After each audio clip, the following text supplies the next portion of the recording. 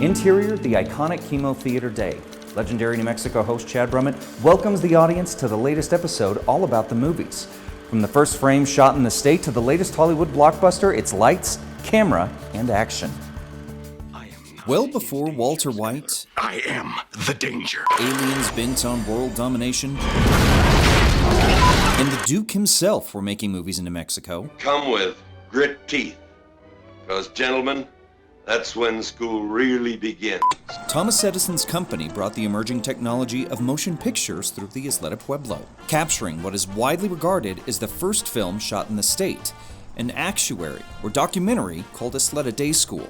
The clip runs less than a minute, but its impact on what would eventually become a multi-million-dollar industry for the state is immeasurable. Silent films were what I consider one of the main times of filmmaking in New Mexico. Filmed in 1897, it kicked off the silent era of cinema in the Land of Enchantment. Between the years of 1908 to 1929, approximately 60 movies were made here, many of them by Romaine Fielding, who is considered the father of filmmaking in New Mexico. Fielding brought the base of his operations to Las Vegas, occupying the now famous Plaza Hotel. He brought top talent from the coasts to New Mexico, a practice still employed today to make movies. Sadly, however, the bulk of his work was lost to a studio fire in 1914. Film at that time, being with nitrates, was extremely flammable, which caused a lot of theater fires as the years went by too. But the floodgates were open for film throughout the state, with such high-profile names as Tom Mix, Mary Pickford, and the controversial director of Birth of a Nation, D.W. Griffith, all shooting here. The addition of sound in the late 1920s changed the way movies were made. The spectacle of cinema grew, as did the roster of stars working in the state.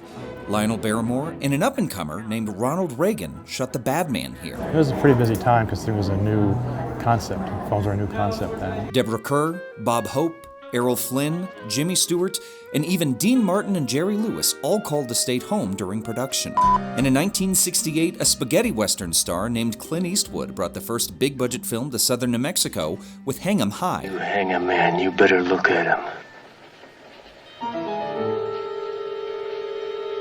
The late 1960s were revolutionary for many reasons. The counterculture indie feature Easy Rider, partially shot in New Mexico, was released, and newly elected Governor Dave Cargo's cabinet set up the nation's first film office, recognizing the financial potential the industry could provide to the economy. Yoo-hoo! I'll make you famous. The 80s and 90s saw the resurgence of Billy the Kid with Young Guns and Young Guns 2, shooting throughout locations in northern New Mexico. And Robert Redford's Milagro Beanfield War, inducted into the New Mexico Film and Television Hall of Fame in 2018, was shot in Truchas, Santa Fe, and Espanola. While the film reportedly lost money at the box office, it has become a cult favorite for New Mexicans. So New Mexico, it's like they pinpoint everything from names to beans to trucks to you name it. Then in 2002, the game changed completely. Legislators introduced New Mexico's tax incentive, which offered a 25% rebate on taxable expenses directly related to filming.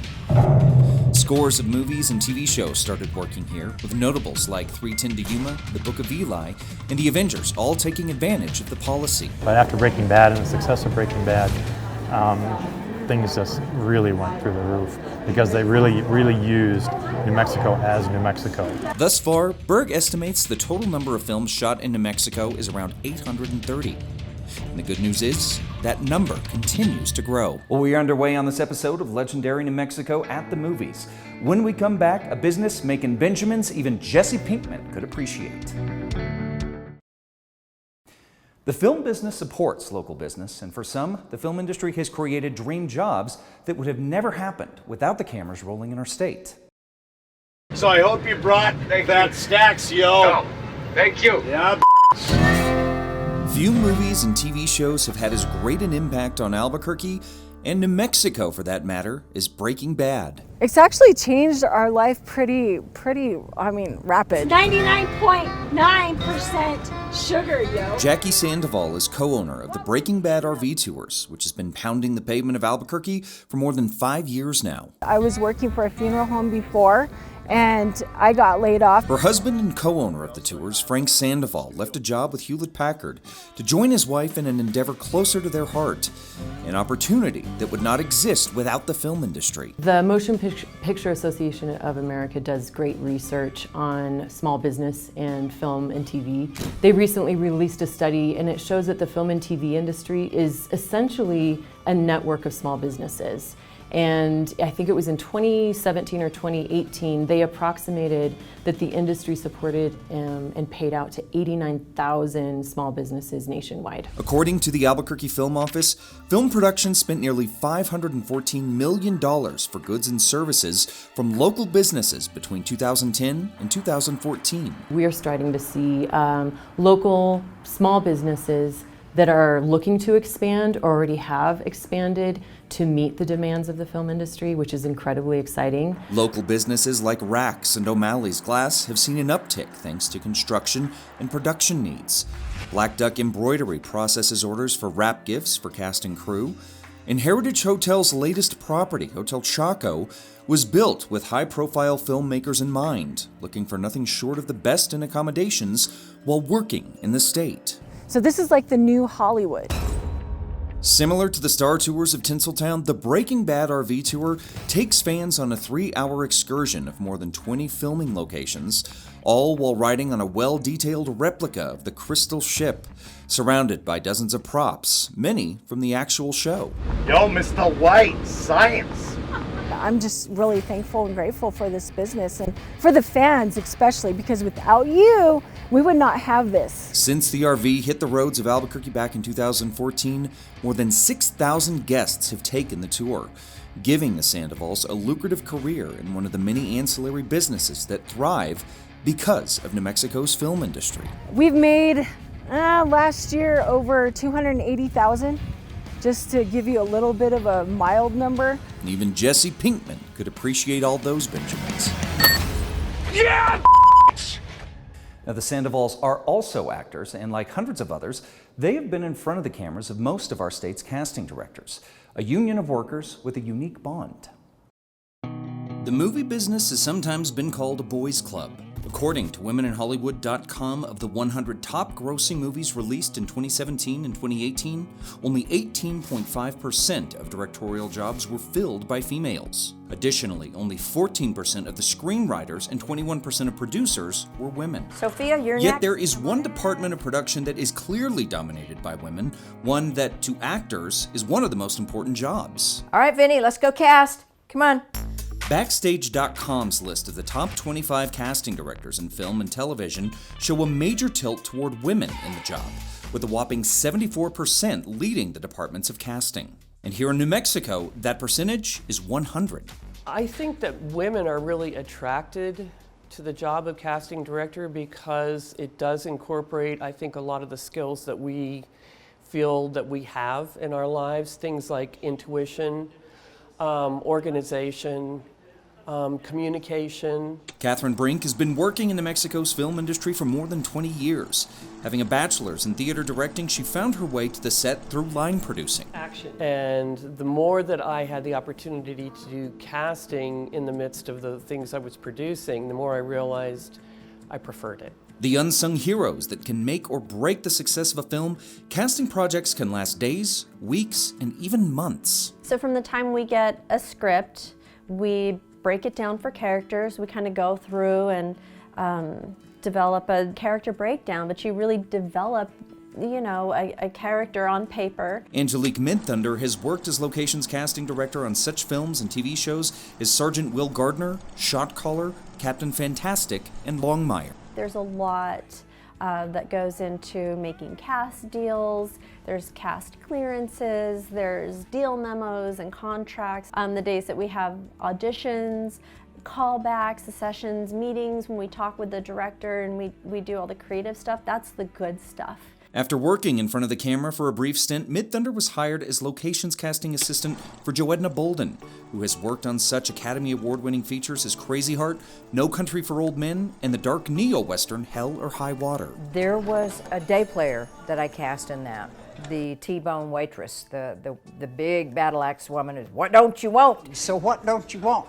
She ended up getting to walk the red carpet with all the stars of the show, and they flew her around the country, and because it was just such good casting. I don't know. I mean, she just did such an incredible job. I had people come up to me and say, you must have gotten a real waitress. And it's like, no, a real waitress wouldn't have been that good of an actor. Roles like this being cast out of New Mexico would have been impossible were it not for the growing number of opportunities for training and for work here in the state. Opportunities due in large part to casting directors like Bolden, Brink, and Mid-Thunder, fighting for local hires against the bigwigs in LA and New York. The cream rises to the top, it really does. I mean, if you're a good actor, then you're going to start getting cast. And just getting into the audition room with a casting director is a testament to their faith in the talent of New Mexico. I want everyone to do well. We want to look good. We want to be able to present the very best of who you are as an actor in the room, and the only way we can do that is if you understand that we're working together with you. We try to make our office comfortable. I have my dog here, you know, he helps people relax. And if an actor comes in and takes off their shoes, I love it.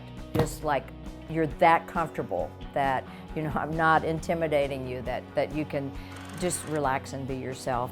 Cut. Now, along with these ladies, Faith Hibbs-Clark and Kira Arai are busy booking projects from ultra-low budget features to multi-million-dollar blockbusters. Well, stay with us, folks. After the break, a day in the life of one of New Mexico's busiest working actors. A working actor can often go from making 6 figures one year to being on unemployment for half of the next. But as you'll see, most actors aren't doing it for the money. It's a typical Monday morning for actor Vic Browder. It's 11 a.m. and he's already preparing for his second audition of the day. The first, a self-tape submission sent digitally online. Well, mostly I'm just making sure all of my choices that I've made are correct and right, and they feel good.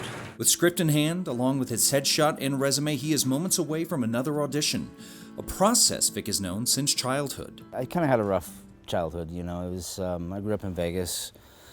Kind of on the streets, pretty poor, and there was this opportunity to do a show, and I was like, okay, cool, dig it. It's me, Bo Grites. Vic's credits read like a greatest hits of New Mexico-made films, a success story that started with a simple motivation. Honestly, the reason I got into the theater and started acting is to meet girls. Browder's inciting incident for performance expanded well beyond those original objectives, receiving his undergraduate degree from Southern Utah University and an MFA in acting from Florida State University, considered at the time to be one of the top 10 institutions in the country for the degree.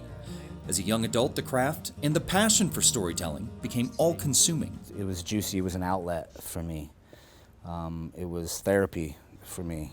I really enjoyed our little chat. And now it's time for you to go. Honestly, I never thought I'd be a professional actor.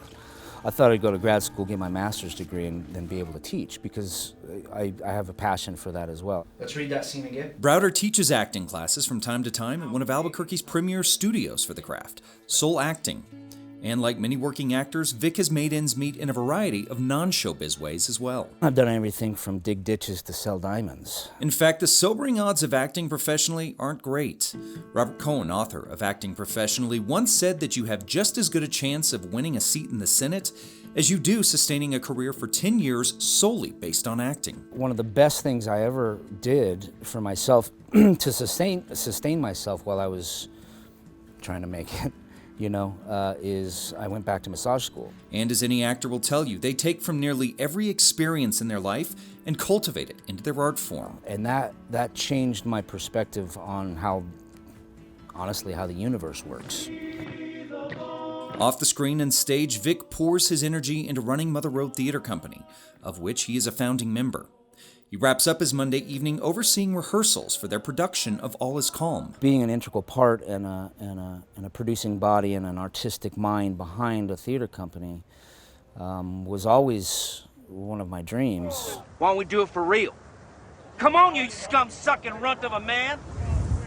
Double or nothing! Vic is proof that the dream doesn't always have to be bright lights and red carpets. Sometimes that dream is dusty roads, day playing with the likes of Tommy Lee Jones and Morgan Freeman, and finding your way into a black box theater on a cold fall evening, overseeing the creation of work for which you lead the charge. Give me the money! And if you're wondering if Vic ever met that girl by becoming an actor, I met my wife doing a film. It was like 2003, 2004, and we kind of, just hit it off, and I've been with her ever since.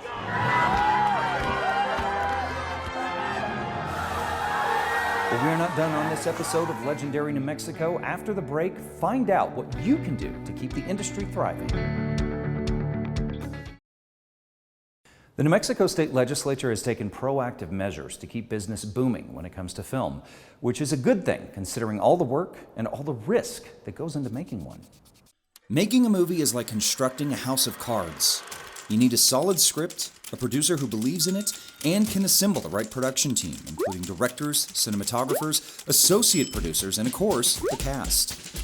Then there's the production, securing locations, adhering to tight deadlines, in which failure can literally cost millions of dollars. Take all that footage into post-production, editing, coloring, sound design, and distribution, and if you're lucky, audiences will come see that movie and maybe even like it. Can I guarantee somebody that if they're from New Mexico and they write a script that Netflix is going to pick it up? Absolutely not. In fact, the film industry is notoriously short on guarantees, yet it is still considered to be one of the most attractive fields of work in the land of enchantment, an industry that is literally bursting at the seams. Last year our direct spend was $525 million. So that means $525 million that was not here before is coming in from the film industry. And that's pretty extraordinary. In addition to that direct spend, it is estimated that the industry employs and supports more than 8,000 jobs. That comes in third place for most employment in the state, behind Los Alamos National Labs and Sandia National Labs. We are one of the only states to have actual distributors move here, put down roots, and become part of our community. In 2019, lawmakers bumped the tax cap up from $50 million annual payout to $100 million, greatly increasing the attraction of New Mexico for producers. In terms of inquiries, they're up about 2/3. But keeping the industry thriving isn't just up to lawmakers. Secretary Keyes estimates that 40% of money spent by film productions goes to locally owned businesses. But businesses have to get out there and make themselves known. I would say if you are a local vendor, please, please, please register on the New Mexico Film website because it's used. And private citizens can play a vital role as well when it comes to keeping the industry thriving. I would just say lend your support during the legislative session. If you have a legislator that you know is anti-film, reach out to them, say, actually, my dry cleaning business, we get 10% of our work from the film industry. So just letting people know that it does affect you. While there are so many moving parts to making a movie, New Mexico has, through trial and error, created an environment that attracts producers over competition like Georgia and Louisiana. And with a little business savvy, increased training, and yes, luck, our state finds itself on the verge of becoming the next big thing in the biz. 16 years of having an industry is responsible for having Netflix here because they would have never come here if the crew base wasn't here. They would have never come here if we were too far from LA. They would have never come here if the legislation wasn't right. They would have never come here if if our community wasn't so wonderful with them or we didn't have 300 days of sunshine. So it was a mix of everything, and then it was just kind of the bow that was tied at the end. Well, Netflix and NBC Universal both have 10-year, $1 billion deals for production. They're also giving back to the state in outreach and education. Well, that's going to do it for us on this edition of Legendary New Mexico. If you want more information or previous episodes in their entirety, just head over to legendarynewmexico.com.